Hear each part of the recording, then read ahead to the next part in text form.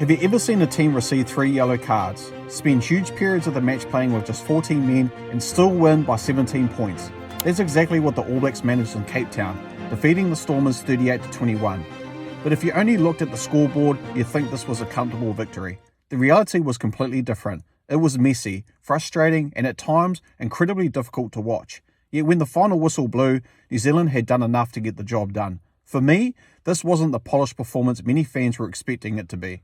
It was a huge relief to come away with the win, but full credit has to go to the Stormers, who refused to roll over and made the All Blacks earn every single point. Coming into the match, most people expected New Zealand to make a strong statement. The Stormers were missing several of their biggest names due to Springboks commitments, while the All Blacks arrived looking to build momentum on their South African tour.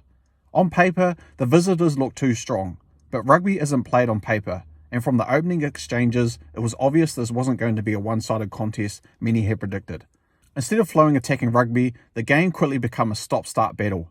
Momentum constantly shifted as handling mistakes, penalties, and turnovers interrupted the rhythm of the All Blacks trying to build. Every time it looked like New Zealand were ready to pull away, the Stormers found another way to drag themselves back into the contest. Their defensive effort was outstanding, and they attacked with confidence whenever opportunities presented themselves. Every time it looked like New Zealand were ready to pull away, the Stormers found another way to drag themselves back into the contest. Their defensive effort was outstanding, and they attacked with confidence whenever opportunities presented themselves. Rather than simply trying to survive against one of rugby's biggest names, they genuinely challenged the All Blacks across the park. That probably explains why so many New Zealand fans were feeling conflicted after the final whistle. A 38-21 victory normally feels comfortable, but this one certainly didn't.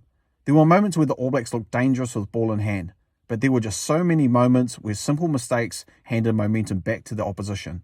It was one of those games where the final scoreline looked far more convincing than the performance itself. Then came the moment that completely changed the complex of the game. Discipline suddenly became the biggest storyline. Not once, not twice, but 3 separate yellow cards forced the All Blacks to spend large periods of the match playing a man down. Against quality opposition, even 10 minutes with 14 players can completely change a game. Having to overcome that challenge 3 different times is something very few teams manage successfully. Every yellow card increased the pressure. The Stormers sensed an opportunity and immediately lifted their intensity. They attacked with greater confidence, tested New Zealand's defensive line, and tried to make every advantage count. It forced the All Blacks to defend for long periods, work harder around the breakdown, and communicate exceptionally well under pressure. This is where I thought the character of the side really stood out. It wasn't flashy, and it certainly wasn't perfect, but the players refused to panic. Instead of trying to force miracle plays while short-handed, they trusted their systems, defended patiently, and waited for opportunities to come back their way. That's often easier said than done. When fatigue starts building and you're defending with one fewer player, small mistakes quickly become big ones. The All Blacks somehow found a way to stay connected. That's not to say everything suddenly clicked, far from it. The discipline issues continued to make life difficult, and every yellow card meant New Zealand had to spend valuable energy simply staying in the contest rather than controlling it. Against stronger international opposition, giving away that many opportunities could easily prove costly.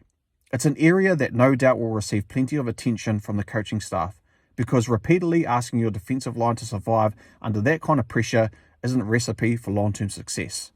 What impressed me most wasn't necessarily the attacking rugby. It was the willingness to keep fighting when things weren't going according to plan.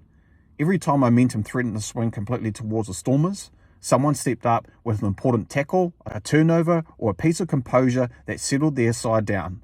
Those moments really make highlight reels, but they're often the difference between winning and losing difficult matches. The Stormers deserve enormous credit as well. Despite fielding an understrength squad, they never look intimidated by the All Blacks jersey. They competed aggressively at the breakdown, defended bravely, and continued asking the right questions until the closing stages. There were plenty of occasions where they could have accepted the inevitable, especially after New Zealand extended the scoreboard, but instead they kept coming.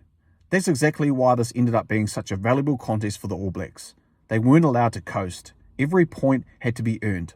At times though, New Zealand made life harder than what it needed to be. Handling errors interrupted promising attacking movements, penalties handed possession away at crucial moments, and there were periods where the attack lacked fluency we've come to expect. The All Blacks have built their reputation on playing fast, accurate rugby, but those standards weren't consistently reached in Cape Town. While there were flashes of brilliance, they were often followed by mistakes that immediately relieved the pressure. For me, this was probably the biggest frustration of the entire performance. The opportunities were there really to put the Stormers away much earlier, but poor execution kept inviting them back into the game. Against a side featuring a full-strength Springbok lineup, those missed opportunities could quickly become the difference between winning and losing. The All Blacks will know if they want to compete with the world's best later this season, accuracy and discipline both need to improve significantly. Despite all the frustrations, there are still plenty of positives to take from this performance. The biggest was the All Blacks' ability to respond whenever the Stormers threatened to shift momentum.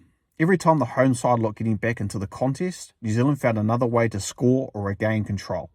It wasn't always pretty, but good teams know how to win even when they're far from their best. This match also showed the character within the squad. Playing with 14 men or 3 separate yellow cards meant the defensive workload increased significantly. Yet the All Blacks refused to panic. They stayed connected, trusted their systems, and repeatedly turned the Stormers' attacks away. It wasn't a flawless defensive display, but it was built on resilience and determination. One lesson from Cape Town is that winning ugly is still winning. Every team wants to produce free-flowing rugby, but sometimes you simply have to grind out a result. The All Blacks adapted to the circumstances, absorbed the pressure, and found good enough quality to finish with a 38-21 victory. That said, there are clear areas that need improvement. 3 yellow cards are simply too many at this level. Better opposition will punish the lack of discipline. Accuracy also needs attention. There were moments when New Zealand could have put the game beyond doubt, much earlier, but handling errors and unnecessary penalties allowed the Storms to stay within the reach longer than they should have. Even so, winning by 17 points while spending so much time with only 14 players says a lot about the mindset of this team. Lesser sides may have folded under that pressure, but the All Blacks stayed composed and kept finding solutions when it mattered most. The Stormers also deserve a lot of credit. Despite missing several key players, they competed fearlessly for the full 80 minutes and never looked overawed by the occasion.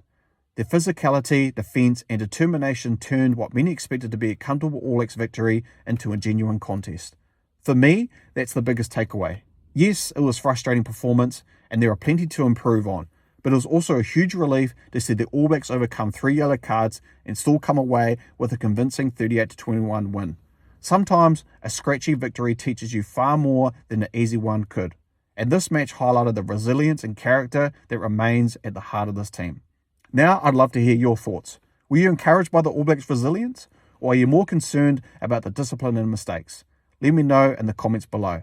Ever wanted to create your own Rugby Highlights channel just like this one?